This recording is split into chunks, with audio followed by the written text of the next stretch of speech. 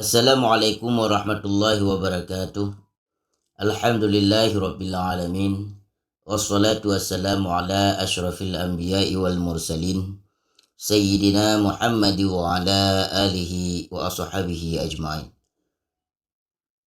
Pada kesempatan kali ini kita akan menceritakan kisah seorang hamba Allah, Abdurrahman Bajalhaban dengan istrinya yang selalu membuat hati Abdurrahman Bajalhaban dengan penuh kesabaran.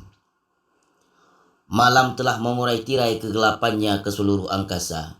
Bulan bersinar begitu suram, cahayanya terhalangi oleh awan tebal yang menghimpit setiap jengkal angkasa. Samar-samar terdengar celoteh burung hantu menambah semarak di kawasan itu. Seorang lelaki tengah berjalan menembus kelamnya malam itu. Lelaki itu begitu kurus. Dari wajahnya tercermin perangainya yang halus dan akhlaknya yang mulia. Lelaki itu adalah Syekh Abdurrahman Bajalhaban. Syekh Abdurrahman Bajalhaban terus berjalan menyusuri jalan setapak itu. Pikirannya melayang terbang ke beberapa waktu yang lalu. Syekh Abdurrahman memiliki seorang istri. Mereka berdua telah hidup bersama selama puluhan tahun.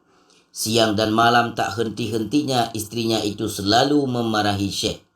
Entah mengapa, setiap kali melihat batang hidung Syekh Abdurrahman, emosi istrinya langsung meletup seketika. Namun, kondisi seperti itu tak membuat Syekh Abdurrahman marah. Dia selalu sabar menghadapi istrinya dengan perangai seperti itu. Dia hanya bersabar seperti yang dilakukan oleh para salaf. Bukankah mereka mulia di sisi Allah karena kesabaran mereka menghadapi istrinya, batinnya suatu ketika. Ibarat api yang mati kehabisan kayu bakar, Syekh Abdurrahman sudah tidak mampu bersabar lagi. Akhirnya pada saat itu juga memutuskan untuk pergi dari rumah. Tiba-tiba terdengar suara petir yang keras membuyarkan lamunannya. Syekh Abdurrahman tersentak. Ternyata dia telah berdiri di depan sebuah gua. Udara terasa begitu dingin menusuk tulang. Tanpa pikir panjang dia langsung masuk ke dalamnya. Di dalam gua samar-samar Syekh Abdurrahman melihat cahaya. Dia pun mendekati cahaya itu. Ternyata cahaya itu adalah api unggun yang dihidupkan oleh dua orang. Syekh Abdurrahman mengucapkan salam dan segera berhambur duduk di tepi api unggun. Dia tidak berkata sama sekali. Memang seperti itulah budaya masyarakat setempat. Mereka tidak akan bertanya apa-apa kecuali apabila telah lewat 3 hari. Tiba-tiba lelaki paruh baya menoleh ke arah lelaki muda di sampingnya. Berdoalah kepada Allah agar dia berkenan memberikan rezeki kepada kita, ucap lelaki itu kepada temannya. Teman sang lelaki segera melaksanakan perintah itu. Dia mulai berdoa. Doanya begitu panjang dan khusyuk. Tiba-tiba dari arah atas mulut gua turunlah sebuah nampan yang penuh berbagai hidangan yang lezat dan jatuh di hadapan mereka. Tanpa pikir panjang mereka segera menikmati hidangan surgawi itu. Tak terasa waktu berjalan begitu cepat. Saat dihitung ternyata malam ini adalah malam kedua mereka di dalam gua. Syekh Abdurrahman Bajalhaban dan dua laki-laki yang tak dikenalnya duduk di depan api unggun. Tanpa menunggu perintah, lelaki paruh baya segera berdoa kepada Allah. Lelaki itu berdoa dengan sangat khusyuk. Tak terasa air matanya merembas keluar. Seperti halnya kemarin.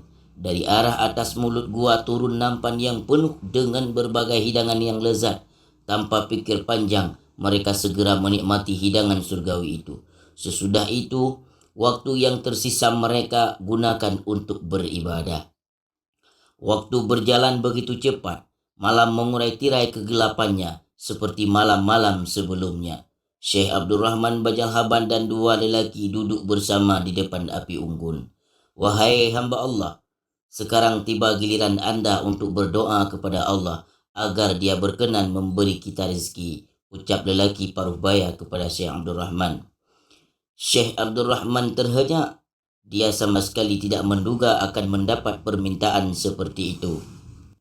Namun dia haruslah menghormati permintaan mereka. Dengan berat hati dia pun mulai berdoa. Ya Allah, dengan kemuliaan hamba saleh yang dijadikan perantaraan oleh mereka berdua, berikanlah kami ini rezeki halal yang berasal dari sisimu ya Rabb. Tiba-tiba dari atas mulut gua keluarlah seberkas cahaya yang begitu terang. Dari balik cahaya itu keluarlah dua nampan yang penuh dengan berbagai hidangan yang lezat dan jatuh di hadapan mereka bertiga. Melihat hal ini, dua lelaki itu takjub karena saat mereka berdua berdoa, mereka hanya mendapat satu nampan. Sementara saat lelaki itu berdoa, mereka mendapat dua nampan. Wahai hamba Allah, bagaimana Anda berdoa? Tanya lelaki paruh baya itu penasaran. Saya berdoa dengan perantara orang yang kalian jadikan wasilah berdoa. Lantas, bagaimana kalian berdoa? Kami mendengar dari orang-orang di desa ini ada seorang yang bernama Syekh Abdurrahman Bajalhaban. Dia memiliki seorang istri yang buruk akhlaknya, tapi dia selalu bersabar dalam memperlakukan keburukan istrinya itu. Maka setiap kami berdoa dengan perantaraan beliau, doa kami pasti dikabulkan oleh Allah.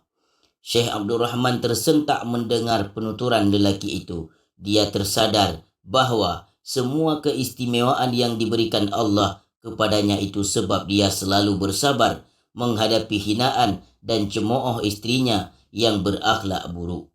Sebab istrinya itulah dia mendapat derajat yang tinggi di sisi Allah. Maaf, wahai saudaraku, aku harus pulang sekarang menemui keluargaku. Pamit Syekh Abdurrahman kepada dua pemuda itu.